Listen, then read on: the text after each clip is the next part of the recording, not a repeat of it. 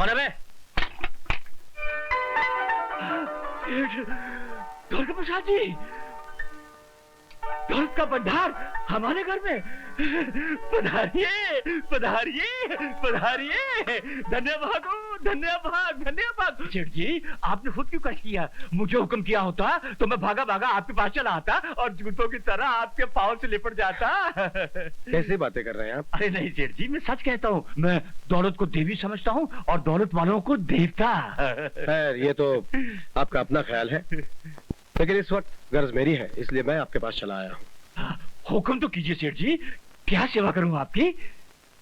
आपका भांजा अनिल, उसके बारे में आपके साथ बात करने आया हूँ। अनिल के बारे में? हाँ। क्यों? क्या किया उसका वक्त ने?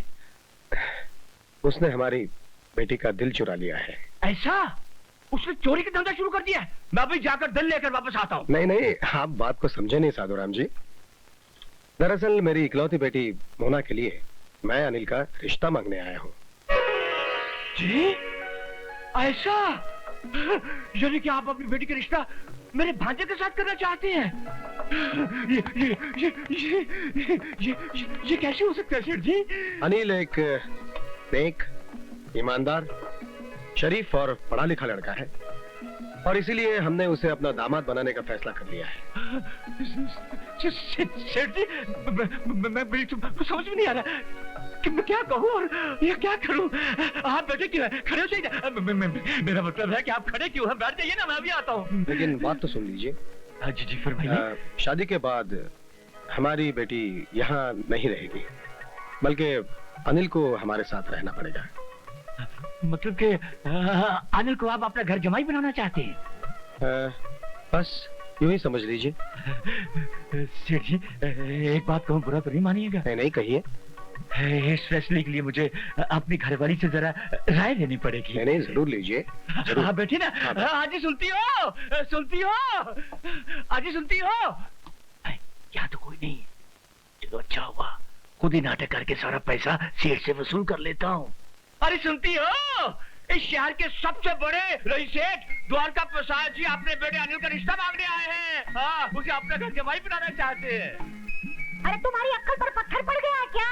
हमने अनिल को अपना भांजा नहीं, अपना पेट समझकर, पढ़ा लिखा कर, पाल पोस कर बड़ा किया है, और जब 2 पैसा कमाने की बारी आई है तो किसी अमीर के घर उसको घर जमाई बना रहे हो। अरे भगवान, तुम समझती क्यों नहीं हो? वहाँ अपना बेटा सुखी रहेगा। अजी वो वहाँ सुखी रहेगा तो हम क्या दुखी रहेंगे? सारी जिंदगी मेहनत हमने की और वो फायदा कोई और उठाएगा। एड़ियां रगड़ रगड़ के बुढ़ापे में मरेंगे और वो किसी और का सहारा बनेगा। जाओ जाओ कर इनकार कर दो। अरे इनकार करना उनका अपमान करने के बराबर होगा। अरे तो क्या उनके अपमान के लिए मैं अपनी जिंदगी तमाम कर दूं? मैं अपने कलेजे के टुकड़े को ऐसे नहीं छोड़ूंगी, अपने बच्चे को नहीं जाने दूंगी, अठन्नी तक वसूल कर डालूंगी। तुम हद से ज्यादा आगे बढ़ रहे हो। अरे क्या कर दो, मार डालोगे क्या?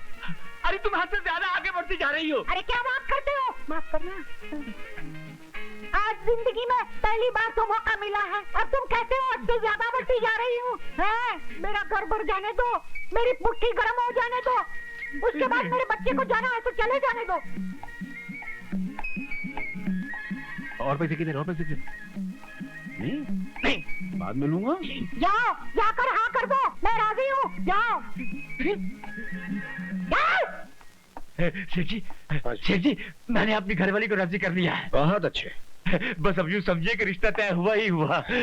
साधुराम जी, मैंने आप लोगों की सारी बातें सुन ली है। ये 1 लाख रुपए का चेक है।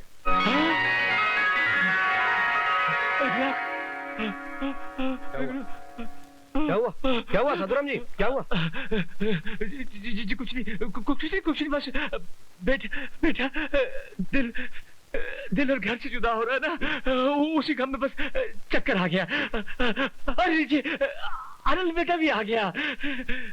नमस्ते। अरे नमस्ते से काम नहीं चलेगा बेटा। सेठ जी के पांव छूकर इनका आशीर्वाद लो। ये अपनी बेटी का रिश्ता तुम्हारे लिए लेकर आए हैं और हमने उसे मंजूर कर लिया है। चलो पांव छुओ। नहीं बेटे, जीते रहो, जीते रहो। साधुराम जी, मैं चलता हूँ। नमस्ते। हाँ बेटा, सेठ जी को बाहर छोड़ कर आओ। बेटे बैठो तुम, मैं चला जाऊंगा। ये सेठ द्वारका प्रसाद जी यहाँ क्यों आए थे? मैं बताता हूँ ना। वो अपनी बेटी मोना के लिए दामाद खरीदने आए थे क्या? और इनको खरीद के चले गए। हाँ, ससुर जी ने 1 लाख रुपए में तुम्हें भेज दिया है। अब तुम उनके घर में घर जमाई बन के रहोगे मेरी तरह। मुबारक हो। घर जाऊं? जय हो, जय हो लक्ष्मी देवी, जय हो, जय हो।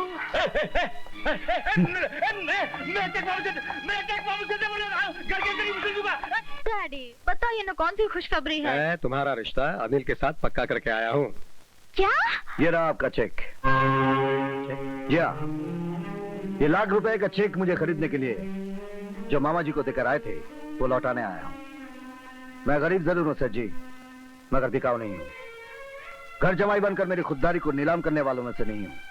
नहीं बेटे, तुम शायद मुझे गलत आप समझ मुझे गलत समझ बैठे। आपने शायद ये सोच लिया कि मैं दौलत की वजह से मोना से शादी कर रहा हूँ। लेकिन बेटे, डैडी अनिल बिल्कुल ठीक कह रहे हैं, अपना चेक वापस ले लीजिए। अगर इन्हें यहाँ रहना मंजूर नहीं है तो मुझे ब्याह कर इनके साथ विदा कर दीजिए। ये मुझे जहाँ भी ले जाएंगे, जैसे भी रखेंगे, मैं उसी को अपना स्वर्ग समझूंगी। नहीं मोना, ये भी नामुमकिन है। ऐशोआराम में पली हुई एक रईस इंसान की बेटी को अपने घर ले जाकर दुख और तकलीफ के कांटों में नहीं घसीटूंगा। मैं तुम्हारे लायक नहीं हूं मोना। इसका मतलब है कि तुम मुझसे ब्याह ही नहीं करना चाहते, और अगर नहीं करना चाहते तो मेरे साथ प्यार का ढोंग करने की क्या जरूरत थी? शायद ये मेरी नादानी थी, क्योंकि असलियत के आईने में मैंने अपनी औकात की शक्ल नहीं देखी थी। शब्दों का सहारा लेकर इनकार करने का ये बहुत अच्छा तरीका है। अनिल, अगर मेरी शादी जिंदगी में होनी है तो सिर्फ तुमसे होगी, वरना ये मांग जिंदगी भर सुनी रहेगी, क्योंकि किसी दूसरे का हाथ इस मांग को कभी नहीं छू सकता, कभी नहीं। बोला सजीव, सजीव, सजीव, सजीव, बोली मैं इसमें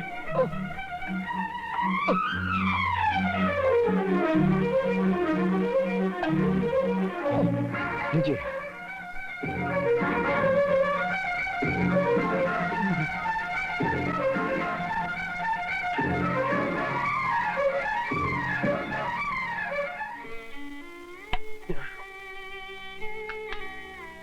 क्या हुआ सच्ची?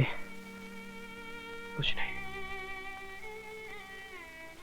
इससे पहले 2 बार दिल के दौरे पड़ चुके हैं।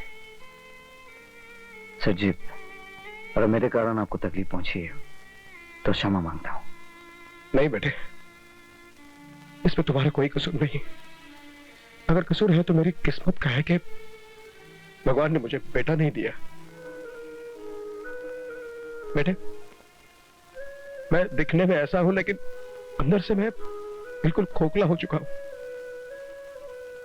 मेरा करोड़ों का कारोबार है, कारखानों में हजारों लोग काम करते हैं, लेकिन असलियत यह है कि मेरे अपने ही लोग मुझे धोखा देकर मुझे नोच नोच कर खाते जा रहे हैं, जानता हूं।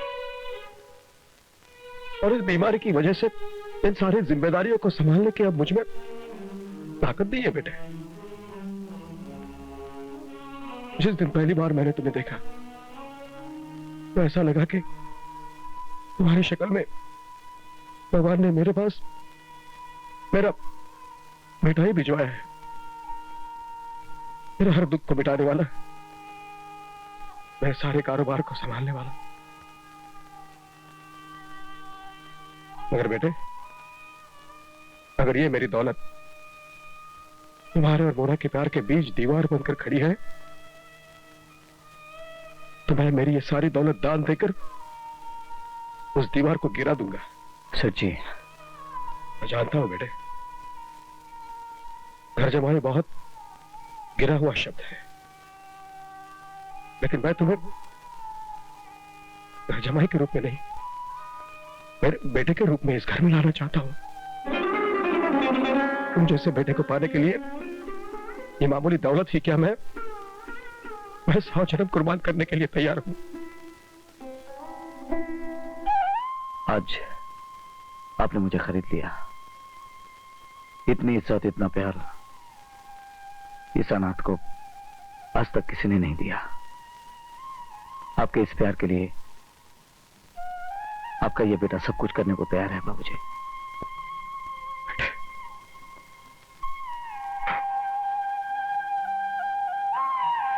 जीते रहो बेटे, जीते रहो। आज मेरे घर पे मंडराते हुए जो दुख और चिंता के बादल थे वो बिखर गए। ये चेक लेकर जाओ। लेकिन ये सिर्फ मेरी इच्छा ही नहीं, मेरी आज्ञा है। मरवा दिया इसका भांजे ने, मुझे मरवा दिया साले। मामा जी दरवाजा खोलिए। नहीं खोलूंगा। मेरी बात तो सुनिए। पहले ये बता कि चेक लाया कि नहीं लाया। चेक ही लेकर आया हूं।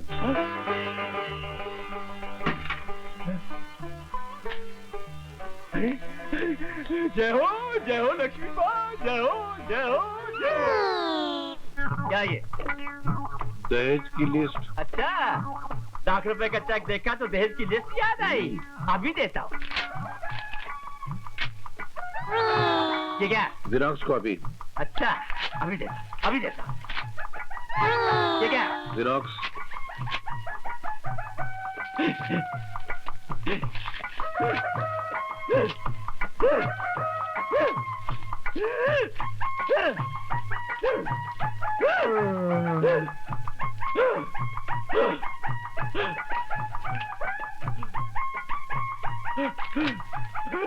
और कितने हैं? अंदर के कमरे में इतने सारे भरे हुए हैं। उन सबके लिए पैसे कहाँ से आ गए? वो अंदर इतने बड़े बड़े तांबे के पतीले थे ना आपके कमरे में, वो मैंने सब बेच डाले।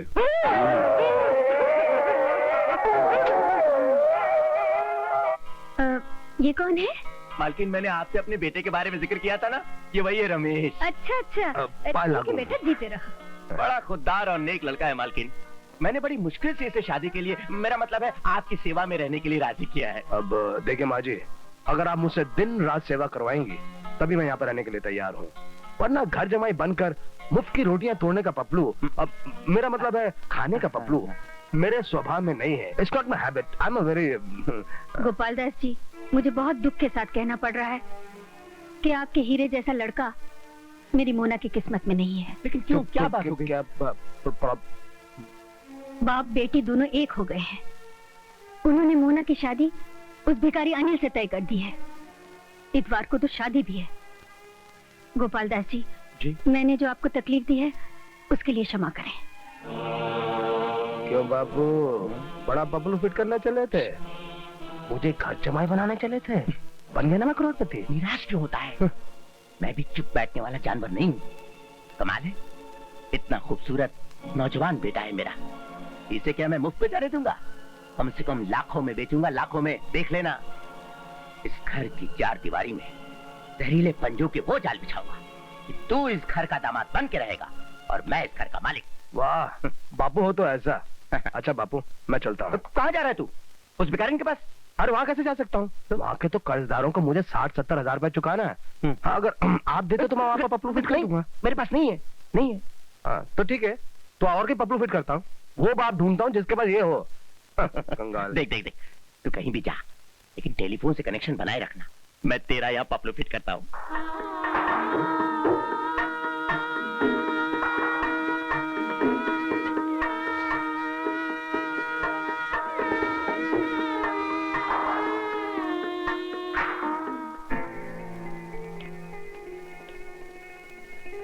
अरे वाह, पहले तो खुले मुंह मवालियों की तरह रास्ते पर मुझे धक्के मारकर चलती थी, और आज जब हम दोनों विवाह के बंधन में बन गए तो 1.5 गज लंबे घूंघट में अपना चेहरा छिपा लिया। हटाओ ना। मुझे शर्म आती है। आए? शर्म और तुम? अरे हटाओ यार। क्या करते हो इडियट? मजा आ गया, असलियत पे आ गई ना। देखो क्या बात है, इस हिंदुस्तानी शादी में एक ही प्रॉब्लम है, बड़ी लंबी होती है। इंसान सुहागरात के तसव्वुर में रह जाता है और सुहागरात खत्म हो जाती है। इस गरीब दिल का हाल सुन लो ना, इस कंगाल पर थोड़ा सा रहम खाओ। हाय, ऐसी बात दोबारा कभी नहीं करना। गरीब और कंगाल तो मैं थी, मगर तुमसे शादी करके आज दुनिया की सबसे रईस लड़की बन गई हूँ। सच? तो उसमें से थोड़ी सी दौलत इस प्यासे के होठों के बटवे में टपका दो ना। रास्कल! मजा आ गया। भगवान के नाम पर, ऊपर वाले के नाम पर। नहीं। नहीं।